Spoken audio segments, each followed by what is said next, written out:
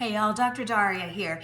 There have been some headlines about how the coronavirus cases are rising across the US. And what does this mean? Some people will say, well, it's just rising because we're testing more.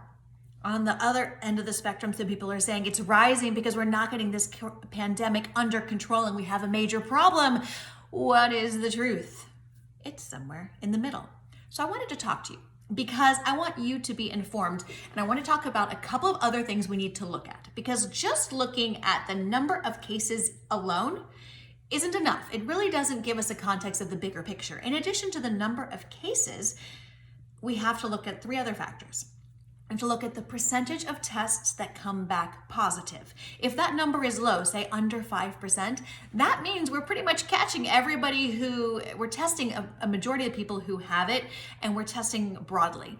If, however, that percentage of positive tests is higher, say 10, 20%, that means that the positive tests we are seeing are just the tip of the iceberg. And there's a lot more disease in what we're seeing. So what are we seeing in the US? In the US, we're seeing that this positivity rate has increased. It was about 4% last week. It's increased to about 5% this week. That's over the whole country. And that may not sound like a really big difference, but if you think about how big our country is, it is a pretty large number. But then we need to look at pockets, because we are seeing pockets in the US, Texas, Arizona, Florida, where they are seeing significant increases. So Florida, they had been seeing a positivity rate of around 2%, so pretty low. Now they're seeing a positivity rate as of the 19th of June of around 12%. That means that it's not just that they are doing more tests, they are actually having a lot more coronavirus diseases. So positivity rate matters. Second thing that matters is the number of hospitalizations. Because again, you could just say, well, we're just testing more people. We're testing all these people who otherwise would be asymptomatic and never get tested. Well, but if your hospitalization rates are increasing, that's clearly not at all true. So hospitalization rate, percent of that is really important. Across the United States, we are seeing a decline nationwide. And a lot of people say, well, that's driven in part because the number of hospitalizations in New York were so high, and some of the other hotspots, as they get under control, that's making a big difference. But again, we're seeing pockets of hospitalizations. I have my notes, so I don't want to leave anything out. So California, Texas, Arizona, North Carolina, South Carolina, they are all seeing an increase in hospitalization rates. That matters. Why does that matter? Because coronavirus, one thing we've been talking about, and I've been saying to you, is so important, is that we cannot have demand for hospital beds exceed our capacity. If it exceeds capacity, that's when we have a problem. So hospitalization rates tell us, if they're increasing, that it's not just that we're testing more, we actually have more people getting sick. And again, while nationwide we're seeing a decline, we are seeing significant increases in certain pockets. That means we need to stay vigilant.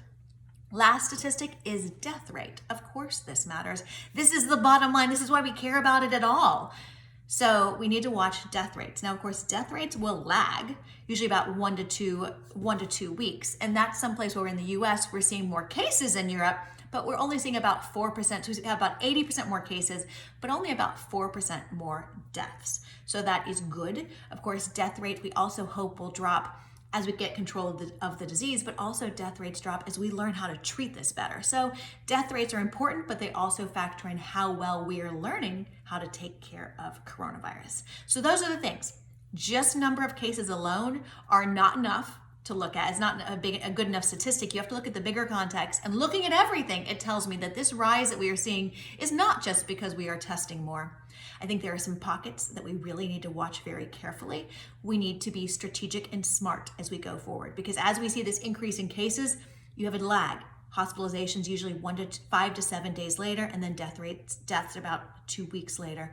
We need to keep watching. In the meantime, yes, smartly start to open up our economy and go back to work. Remember the 4 Ds. I've talked about them elsewhere in my feed. Put in the comment section if you can't find them, but they're density, distance, duration, and degree of activity. If we can be smart along those lines, then we can safely open up and we can continue to monitor and keep an eye on what happens, not just on the one statistic of the diagnosis and the cases, but on testing, hospitalization, positivity, all that stuff, and have a better idea of what's going on. Make sure you follow and subscribe at Dr. Daria in my Instagram or on my website or my YouTube page to make sure you get all the information you need to help use the best data out there to help keep you safe and to help make your life healthier, better, and easier. I'm Dr. Daria, and I will talk to you next time.